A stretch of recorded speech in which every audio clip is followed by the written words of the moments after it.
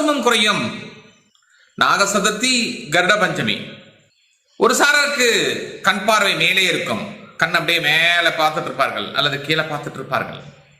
இது போன்று இருந்தாவே இவர்களுக்கு நாகதோஷம் இருக்கின்றது என்று அர்த்தம். ஒரு சாரருக்கு நாக்கில் மச்சம் இருக்கும், அவருக்கும் நாகதோஷம் இருக்கும். ஒரு சாரருக்கு கையில் திரிசூலம் இருக்கும், இவர்களுக்கும் நாகதோஷம் இருக்கும் அப்படிங்கிறது கருத்து. நம்முடைய 7 தலைமுறைக்கு முன்பாக விவசாயம் செஞ்சுட்டு இருக்கும் போது நம்முடைய மூதாதையர் யாராவது பாம்பை அடிச்சிருப்பாங்க, கொன்னிருப்பாங்க. இல்லை நம்மளை பாம்பு தீண்டுறதுக்கு வந்திருக்கும், அதை அருவாளில் 2ஆ சாப் பண்ணி கட் பண்ணி போட்டிருப்பார்கள். அது மாதிரி இருந்தால் இந்த நாக சாபமும் இருக்கும்.